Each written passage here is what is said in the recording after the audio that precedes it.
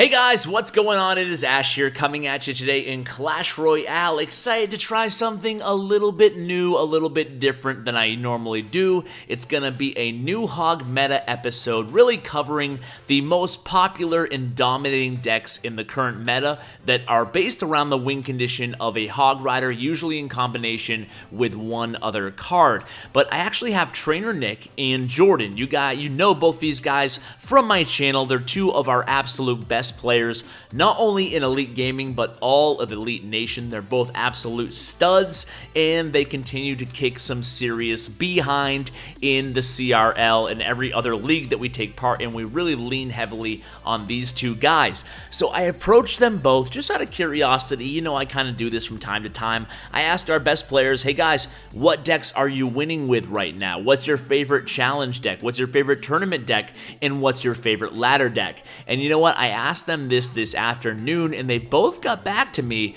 with Hog Rider decks. So I said, you know what? Screw it. Instead of making two episodes that are both, you know, watered down with 20 minutes worth of content, let's go ahead and stick, you know, maybe one or two replays of each of these decks. We'll still cover all the strategy basics, so hopefully you guys leave this 20-minute video coming away a much better Hog player in the current meta. That's going to be the goal. Now, none of these decks are necessarily brand new, meaning it seems like every episode that I put out lately, someone inevitably in the comments are saying, oh, you know, that's X, Y, or Z's deck. Why don't you give them credit? And the truth is, guys, I give credit every single time I possibly can. I tell you guys who I first found the deck from, but unfortunately, I'm not able to watch every single stream out there, so it's hard to know exactly who came up with which deck first, and then did they really come up with the deck first? We don't know. So these are the first guys that I've seen playing these exact combinations of decks, but I'm sure someone out there have used the decks before these guys have. So that's a quick disclaimer for you guys who are all bent out of shape if they didn't invent the deck. So let's go into this deck that you're watching right now. You can see here that Jordan actually loses a tower first, and he's able to make a really nice comeback here. Now, this deck only has one legendary card, the Log. But the second deck that we share by Jordan's really known for his no legendary play. He's a free-to-play player. In fact, my savvier viewers might remember him as one of my very first pros ever using the Trifecta. I actually found Jordan out in the wild or one of my tournaments or something a long time ago using Trifecta, and he first beat Zed in a Pro vs. Pro Trifecta square-off. And then after that, he beat Dylan in a Trifecta vs. Airfecta Pro vs. Pro square off. So Jordan definitely has a really nice resume, and a lot of it's using Trifecta, so no legendaries involved at all. In this deck, he only has the Log. In the next deck, it's completely free to play, no legendaries at all. So you guys might find his decks very, you know, appealing if you guys might be in mid-level arenas, or perhaps you just don't have any legendary cards, or at least not the Log.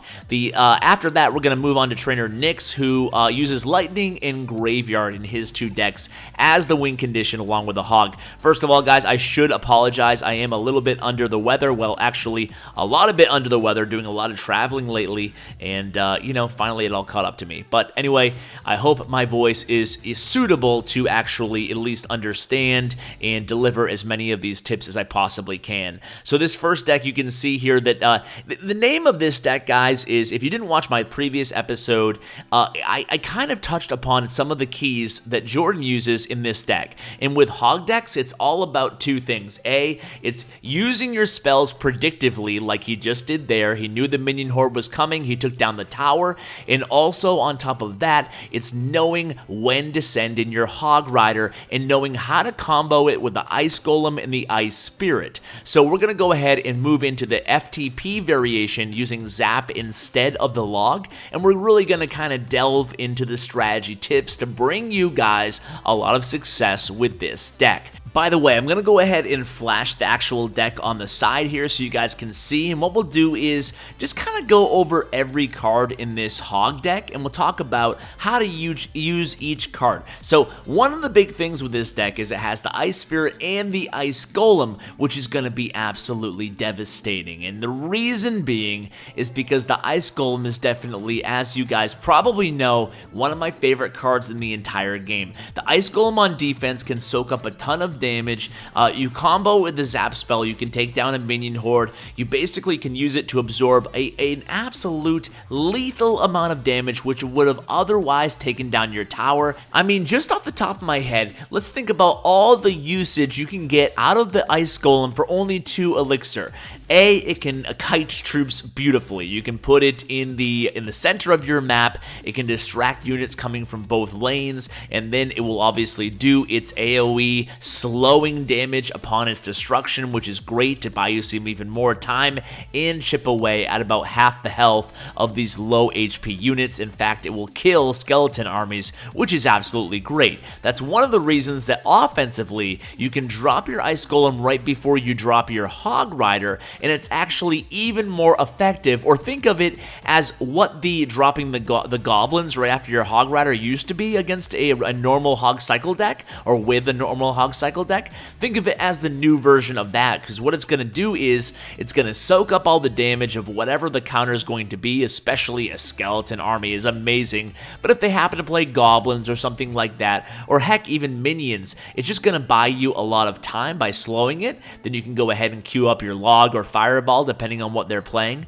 But more importantly than that, it's going to destroy skeleton army, which is one of the most popular counters in the game right now.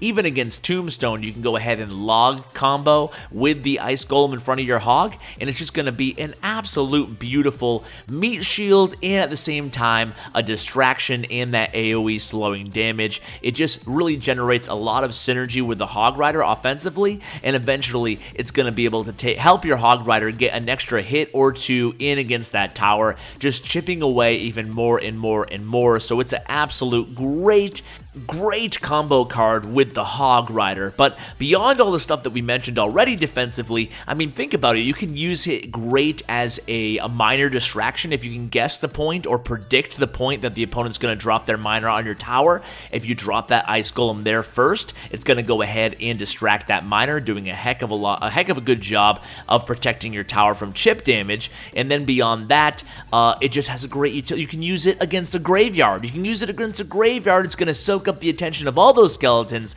and then when it dies, it's going to explode, killing them all. So let's go ahead and move on to Trainer Nick's decks. So the thing about Jordan decks are, I didn't really get too nitty-gritty on the strategy keys, because all it really is just the same version of the old-fashioned Hog Cycle deck. Instead of cannon, we have the Tombstone, which is so much better against tanks. The Mega Minion and your Tombstone is going to be your absolute number 1 and number 2 weapon against one of these tanky beatdown decks behind a Golem or a Giant. So look at his left lane push here, very nice. You guys already know this, but if they play a Golem in the right lane, especially to start out the match like this, go ahead and be a little bit aggressive with the Ice Golem and Hog Rider play in the other lane. Now, you don't want to commit too much more than that 6 elixir on that push, because you need to leave something left to defend.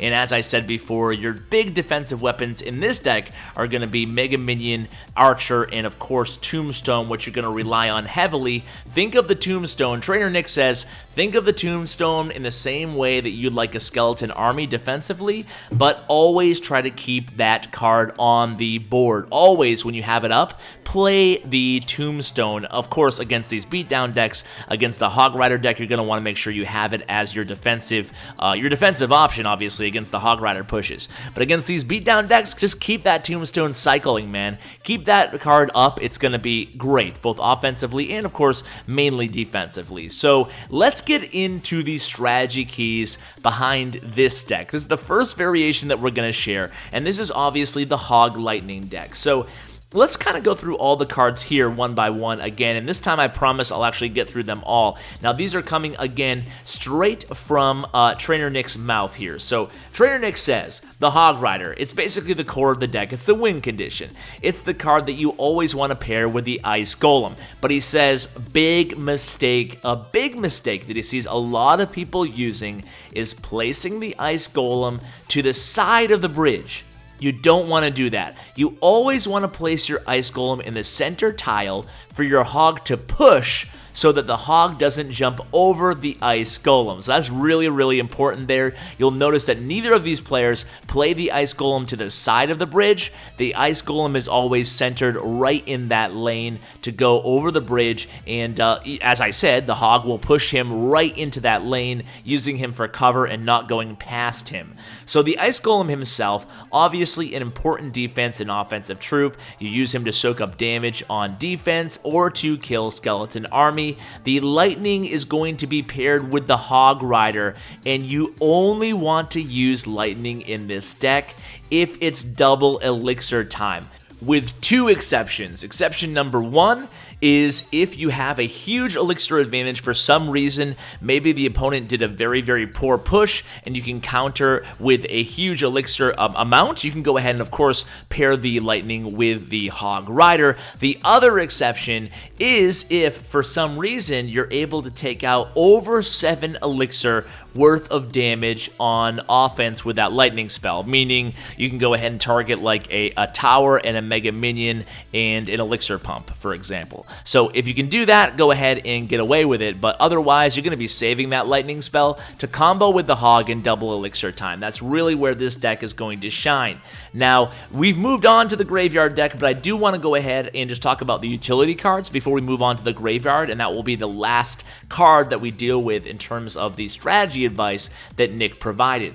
So, the Fire Spirits. The Fire Spirits, Nick says he loves Fire Spirits and he thinks people don't use them enough. It's mainly used on the Hog pushes. It can be used on defense too, and for minion hordes, for example, or minions mostly. But offensively, think about it, guys. I mean, you combo the Fire Spirit with the Hog Rider, and it can take down so many counters to the Hog. So, don't be afraid to use Fire Spirits, especially if you're not having a lot of success in your Hog deck. Try taking away, maybe you're playing goblins, you're just not having a lot of success with it. Try putting the Fire Spirits in there instead, and I think it might do wonders for you. So the log obviously is used to knock back small troops or kill them.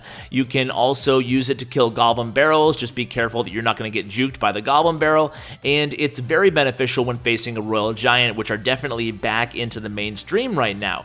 Not only is it going to prevent him from doing a few more hits to your tower, but it's also going to buy you some more time to get some more defense on the board or a distracting unit. It's going to reset his lockdown, and it's going to kill or do some damage to his supporting units, mostly archers or, Mega Minion. Obviously not going to help you there, but it does have a lot of usage. Look at this Golem, by the way, right here. It's going to do a great job, that Ice Golem, of popping, slowing down those minions, and then allowing the Mega Minion to do some work, taking down the minions, and then the princess afterwards. I gotta say, real nice defensive sequence there by Trainer Nick. So moving right along here, we have our archers. Your archers are going to be basically your all-around troop. You'll always want to split your archers unless you really need them on defense in one particular lane. Use them obviously with the Mega Minion to destroy tanks, and they can be used on offense behind one of your pushes. And it's a great, obviously, sort of jack-of-all-trades card. You guys know how to play archers, so I'm not going to spend too long talking about them. Mega Minion, same deal. It's basically your tank destroyer, and you can use it on offense as well. Tombstone should be paired with a Mega Minion as a tank destroyer. Think of it as a building version of a skeleton army, as I mentioned before, and always keep it on the map, meaning use it. Don't sit on it. Even if you're not playing against a beatdown deck, don't be afraid to use that Tombstone. It's one of the best cards in the game right now. So if some of you guys are lucky enough to have the graveyard card. Do you guys have it, by the way? And does anybody have it? Let me know if you do, and let me know if you're a free-to-play player with the graveyard. If so, you're probably pretty lucky, and some other people might be jealous, so be ready for that. But anyway, guys, yeah, that might be the question of the day, by the way. How many legendary cards do you have if you're free-to-play? If you're not free-to-play, I assume you probably have all the legendary cards, like I am lucky enough to have. But if you're free-to-play, I want to try to get an accurate average from my viewers. How many legendaries do you have, and how long does it take you to get them? I mean, it must be pretty brutal. On my free-to-play account, I have 2 legendary cards. I have Ice Wizard, and I have Sparky. But anyway, I digress. Let's get back to this actual match here. Let's go ahead and put on the third replay here by Trainer Nick, and we'll talk about the graveyard spell in particular, even though, of course, he switched back to the lightning deck for this replay. But you can see these guys are winning grand challenge after grand challenge after grand challenge with these decks. So after this replay, after I talk a little bit about the graveyard spell, I'm going to go ahead and hop into a random match myself, and we'll see how I do. I'll probably play the lightning version of this deck because personally I've actually never tried comboing the graveyard with the Hog Rider yet. Maybe I will try that version. Yeah, maybe I'll go graveyard because I've never done it before. But anyway, about the graveyard, right? So your main form of damage along with the Hog Rider is obviously going to be your graveyard, only to be used in double elixir, so treat it kind of like the lightning rule. Now we'll see how great I can follow that myself when I get into a match. I tend to be overly aggressive, and that's one of my biggest weaknesses as a good player. At least I'm aware of it, but I need to get better at it. But basically, the exceptions. The exceptions is if your opponent does play a very expensive troop, such as a Golem or a Lava Hound, then of course, sure, go ahead and play your Ice Golem in graveyard in the opposite lane, or even your Hog Rider, especially if it's double elixir, in the opposite lane, and drop that graveyard, and you'll probably take down their tower. It's really difficult to defend against a Hog Rider graveyard combo. Granted, it is also expensive to execute at 9 elixir. In fact, I take that back. I wouldn't use the graveyard Hog Rider combo in normal elixir time, even if your opponent played a Lava Hound or a Golem in the opposite lane. It just won't leave you enough elixir to defend unless you want to be super aggressive and trade towers, but then at the end of the day, you're really not getting anywhere. I think the play there, as Nick mentioned as well, is the Ice Golem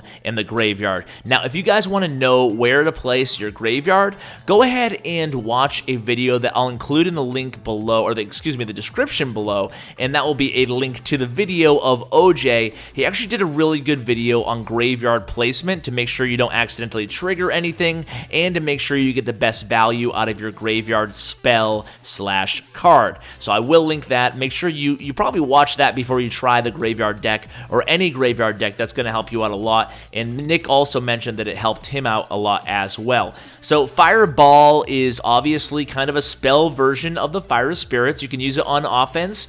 Of course, only when it's a positive elixir trade. You don't want to go wasting your Fireball.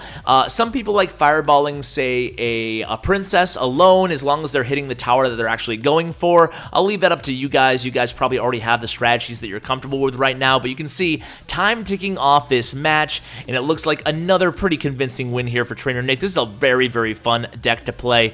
Either you're using the graveyard combo or the lightning combo, but either way, it's really lethal with the Hog Rider. So after this one ends, we'll go ahead and hop right into a match. Hopefully pick up a W to end this episode in style. So let's go ahead and exit out of this match and make sure we copy Nick's deck, because I'm still playing my favorite deck from my video yesterday. Can't get enough of that. So let's go ahead and obviously make sure he's playing the right one here. We do want to go ahead and use the graveyard version. I think that will be fun. So let's scroll up a little bit and find Nick. There he is in the clan. That might be a good place to start. And let's put him on deck number 3, I believe. So it's copied, and we are good to go. So this is the deck. Let's go ahead and just start a grand challenge up and see what kind of success we have. Alright, Noah, so good luck. Let's do this. So I'm going to start out with my Ice Golem, obviously. That's the obvious play here. I'd never like to start out with Hog Rider anymore. I used to do that somewhat aggressively back in the day, but now I think it's much easier, especially in a deck like this, to just go ahead and play it slow behind my King Tower. We'll split my archers, and he's coming with a Hog Rider here, so I'm going to go ahead and log, take down that princess. Of course, I kind of misplayed that log there, and then my tombstone pretty much went to waste, so that was a pretty bad start for yours truly. But let's go ahead and get the Hog Rider in over here. Now, this is going to be beautiful over here. The Ice Golem is going to burst, and of course, all of those skeletons die, and the bowler's just kind of left, you know, doing a little bit of damage to my Hog, but I actually got more damage than he did to me, so it kind of makes up for my failing. So what I did there was I used my Ice Golem, my Archer that I split, and I then played the Hog Rider behind the Ice Golem. So he's coming at me again with the Hog. My Tombstone there is in time to catch him that time, so that's where you want to play your Tombstone, or you can play even one square more to the right and down. Make sure you get him to the opposite lane, but either way, didn't do any damage to my tower, so I'm going to play a, well, I had my log hovering there, and that was because I didn't have enough elixir to play it, so I probably should have delayed that Hog Rider just a, you know, maybe 3 or 4 seconds more. That way I could have played that log preemptively, because as we saw earlier in this match, we knew that he was going to counter with skeleton army, so you better believe I'm not going to make that mistake again. So I'm just waiting at this point. I'm going to play my Ice Golem here and archers in the middle, and then the archers will take out the princess, and then they'll split, and one will head behind that Ice Golem. I'm going to play the graveyard and just pray at this point, but that might have been a poor graveyard play because he has the Mega Minion, and the bowler is actually doing a lot of work, so I didn't get a lot of damage done with that graveyard. I'm going to go ahead and play a Mega Minion on this bowler, and there's the Hog Rider, so we have the Tombstone down. You can see I'm playing the Ice Golem right now to distract that Mega Minion away from my Mega Minion, so you can do the Ice Golem in that, or use the Ice Golem, do the Ice Golem. You can use the Ice Golem that sort of fashion too, and you can see this time I was ready with my log there, and the log play is absolutely huge. Now let's say he was countering me with like a Mega Minion instead, or maybe a witch or a skeleton, who knows, but whatever he was using, I might have used the Fireball instead, like a Minion Horde for example. I might have preemptively played that Fireball right on the tower as well. You just got to gauge during the first couple minutes of the match what your opponent's going to be playing to counter your Hog, and then just be ready for it after that. So we're just going to go ahead and play a little bit of defense here. He's actually getting a decent amount of damage. I'm kind of slacking here at this point, but he's getting a lot of damage. I'm going to go ahead and do a Hog Rush here. We want to make sure we don't lose it, and I'm going to Graveyard on the left here. So this should be pretty solid. That log there actually helped out. I thought he might play the skeleton army, but I had the Graveyard going as well, and it looks like I probably would have had his tower, or very close to, but either way we pick up the W, and that's what it's all about. So guys, I hope you enjoyed this Pro Tips episode with Jordan and Trainer Nick. Thank you so much to Jordan and Trainer Nick for sharing their replays with us today. I hope you guys enjoyed them as much as I did, and thanks so much for watching till the end, guys. I really appreciate it. As always, take care, guys.